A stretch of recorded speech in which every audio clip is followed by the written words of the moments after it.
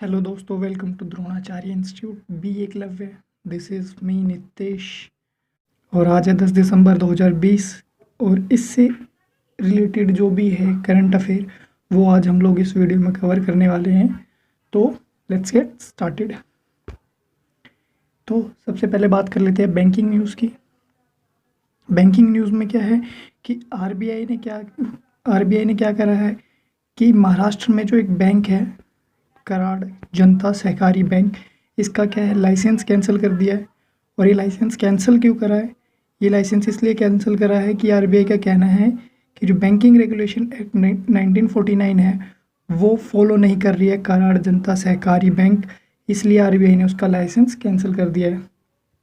अब यहाँ से एक बात उठती है कि भाई लाइसेंस कैंसिल कर दिया तो उसके अंदर जो लोगों के पैसे डिपॉजिट है वो कैसे मिलेंगे from deposit insurance and credit guarantee corporation, यहाँ से उनके पैसे मिलेंगे।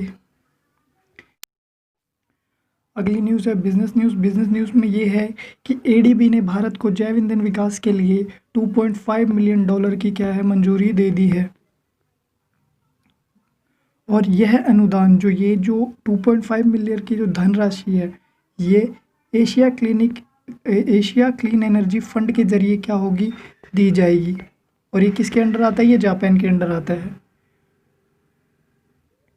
और एडीबी के जो हेड है वो है मत्सुको असाकावा और जो एडीबी का जो हेडक्वार्टर है वो है मनीला, फिलीपींस। याद रखिएगा ये जो $2.5 मिलियन है, कई बार डायरेक्टली ऐसे ना दे के एग्जाम में हमसे पूछ लेता है कि इंडियन रुपीज़ में करेंट वैल्यू दे देता है। तो इंडियन रुपीज़ में कितनी वैल्यू बनेगी? ये लगभग 18 करोड़ रुपए बनेगी, जो एडीबी ने इंडिया को प्रोवाइड की है बायोडिग्रेडेबल फ्यूल के डेवलपमेंट के लिए। अब बात कर लेते हैं एग्रीमेंट्स की। तो एनटीपीसी ने एक एमओयू साइन करा है आईआईएफएम भोपाल के साथ। जो नर्मदा पुनर्स्थापना प्रोजेक्ट चल रहा है, जो नर्मदा लैंडस्केप रेस्टोरेशन प्रोजेक्ट चल रहा है, उसके रिगार्डिंगली एनटीपीसी ने आईआईएफएम भोपाल के साथ ये एमओयू साइन करा है। ठीक है। NTPC national thermal power corporation limited, ये किसके अंडर आता है? ये आता है मिनिस्ट्री ऑफ पावर के अंडर। और इसने एक मेमोरेंडम साइन करा है, जैसा कि मैंने बताया है, Indian institute of forest management IIFM Bhopal के साथ ये जो है एमओयू साइन किया हुआ है। ठीक है। अब जो इम्पोर्टेंट टेकअवे है जो हमारे एग्ज़ाम के लिए इम्पोर्टेंट है, यहाँ से ये चीज़ तो इम्पोर्टेंट ही है, एक ये भी है कि एनटीपीसी जो बनी थी, कब बनी थी? 1975 में बनी थी। इसका हेडक्वार्टर नई दिल्ली में है। और IIFM Indian institute of forest management, इसके जो डायरेक्टर है वो है पंकज श्रीवास्तव। अगले एग्रीमेंट की बात करते हैं कि पीडब्ल्यूसी इंडिया ने युवाओं को आगे बढ़ाने के लिए यूनिसेफ और युवा के साथ एक साझेदारी की है। इंडिया ने अगले 10 वर्षों में 300 मिलियन भारतीय युवाओं के उत्थान के लिए संयुक्त राष्ट्र बाल कोष मतलब यूनिसेफ और युवा के साथ एक क्या करी है, साझेदारी की है। अब ये साझेदारी की किस लिए है? तो ये क्या है कि जो इंडिया के जो यूथ है उनको क्या करेंगी, शिक्षा में हेल्प करेंगी, उनके स्किल में, और उद्यमिता मतलब बिजनेस रिलेटेड जो एजुकेशन है बिजनेस रिलेटेड वो प्रोवाइड करेंगी इंडियन यूथ को। अब बात कर लेते हैं अपॉइंटमेंट्स की। तो अनिल सोनी इंडिया के हैं, जो मूल निवासी हैं इंडिया के हैं लेकिन रहते कहाँ पे? एनआरआई है, बेसिकली अमेरिका में रहते हैं, इंडिया के मूल निवासी है। और इनको सीईओ अपॉइंट करा गया है डब्ल्यूएचओ फाउंडेशन का। और ये जो है अपना ऑफिस जो एज्यूम करेंगे वो 1 जनवरी 2020 को एज्यूम कर लेंगे।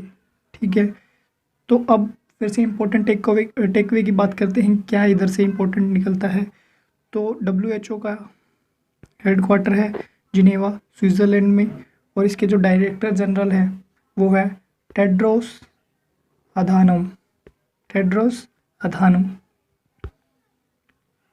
अब बात कर लेते हैं रैंक्स एंड रिपोर्ट्स की।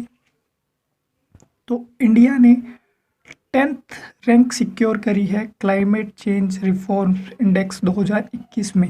और ये हमारे लिए कोई खुशी की बात नहीं है, क्योंकि पिछले साल जो हमारी रैंक थी वो 9th थी और इस बार हमारी 10th हो गई है। तो ये एक तरीके से अच्छी भी बात है और बुरी भी है। और इस बार का जो स्कोर रहा है हमारा वो रहा है 63.98। और इसके अंदर क्या है कि पहली जो पहली तीन प्लेस है वो अनऑक्यूपाइड है, मतलब खाली है। पहले 3 पोजीशन किसी को नहीं दी गई है क्योंकि कोई सूटेबल ही नहीं था उसके लिए। तो 4th पोजीशन किसकी है? स्वीडन की है। 5th किसकी है? यूनाइटेड किंगडम की है। 6th डेनमार्क की है। 7th मोरक्को की है। 8th नॉर्वे की है और 9th चिले की है और 10th तो अपना इंडिया है ही। याद रखिएगा, क्वेश्चन ऐसे भी आ सकता है कि क्लाइमेट चेंज परफॉर्मेंस इंडेक्स 2020 में इंडिया की रैंक क्या थी, या फिर 2021 में इंडिया की एक रैंक बढ़ गई है तो वो रैंक पहले क्या थी या अब क्या है, ऐसे भी क्वेश्चन आ सकता है। तो क्वेश्चन को कितना भी घुमा ले, बस आप उसका कान पकड़ लेना, वो अपने आप हाथ में आ जाएगा। अब बात कर लेते हैं समिट एंड कॉन्फ्रेंस की। तो PM Modi inaugurates virtual Indian mobile Congress 2020। तो IMC 2020 को पीएम मोदी ने इनॉग्रेट किया है। इसका जो ऑब्जेक्टिव है वो प्रमोट करना है आत्मनिर्भर Bharat, digital inclusivity and sustainable development, entrepreneurship, innovation. और इस बार की जो थीम है 2020 की वो है smart, secure and inclusive innovation, smart, secure and sustainable. ये इस बार की थीम है। ये थीम याद रखना, थीम भी पूछ लेते हैं यार। और ये समिट क्या था? ये 3 दिनों का समिट था, 8 से 10 दिसंबर तक ये चला। और ये जो IMC 2020 ये जो ऑर्गेनाइज़ किया गया था डिपार्टमेंट ऑफ टेलीकम्युनिकेशन, जो कि अंडर आता है गवर्नमेंट ऑफ इंडिया के, और सेलुलर ऑपरेटर्स एसोसिएशन, इन दोनों ने मिलकर क्या करा था? इसको ऑर्गेनाइज किया था। तो इसको ऑर्गेनाइज किया था डिपार्टमेंट ऑफ टेलीकम्युनिकेशन, जो कि अंडर आता है गवर्नमेंट ऑफ इंडिया के, और Cellular Operators Association of India, इन दोनों ने इसको मिलकर जॉइंटली जो है ऑर्गेनाइज किया था और इसको इनोग्रेट किया है पीएम नरेंद्र मोदी ने। अब बात कर लेते हैं ग्वालियर का जो ओरछा जो शहर है उसको वर्ल्ड हेरिटेज सिटीज़ की लिस्ट में शामिल कर लिया गया है यूनेस्को की तरफ से। अब इंडिया की जो इसको मिलाकर जो टोटल सिटीज़ हो गई हैं वो 40 सिटीज़ हो गई हैं जो यूनेस्को की वर्ल्ड हेरिटेज साइट्स में आती हैं, वर्ल्ड हेरिटेज सिटीज़ में आती हैं। ठीक है, अगली न्यूज़ की बात करें तो माउंट एवरेस्ट की जो हाइट है वो 86 सेंटीमीटर टॉलर डिक्लेयर कर दी गई है नेपाल और चाइना की तरफ से।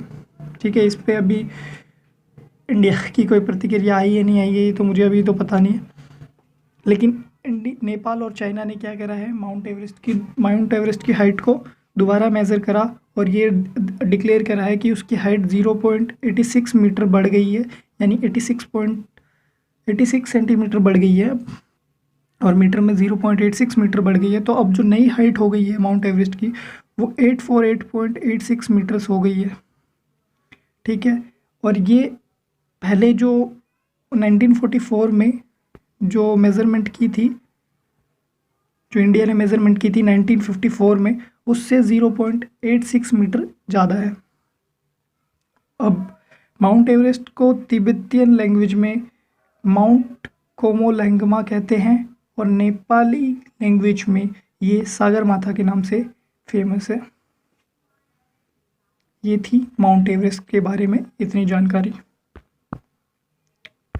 ठीक है दोस्तों, ये थे आज के जो इम्पोर्टेंट करंट अफेयर थे वो। यार अब कुछ लोग कहते हैं कि सर क्वेश्चंस बना के लाया करो क्वेश्चंस, तो यार क्वेश्चन से रिलेटेड बहुत सारे यूट्यूब पे इतनी वीडियोस हैं, वो देख सकते हो। मैं आप लोगों को न्यूज़ कवर कराता हूँ, उससे रिलेटेड जितनी चीज़ें होती है सारी फैक्ट्स लेके आता हूँ, और मतलब पूरी एक जो न्यूज़पेपर पढ़ते हो मैं उसमें से इंपॉर्टेंट चीज़ें निकाल के लाता हूँ। तो मैं क्वेश्चंस कैसे बना सकता हूँ यार उससे। तो चलिए आज की वीडियो ख़त्म करते हैं यहीं पे। थैंक यू वेरी मच यार, और वीडियो को मतलब चैनल को सब्सक्राइब कर दीजिएगा। होप सो अगर आपको इन्फॉर्मेशंस अच्छी लगती हैं, डेली करंट अफेयर्स आपको पढ़ने हैं। और एक और बात, मैं वीकली मैगजीन्स लेके आऊँगा, मतलब वीकली करंट अफेयर आपके लिए लेके आऊँगा।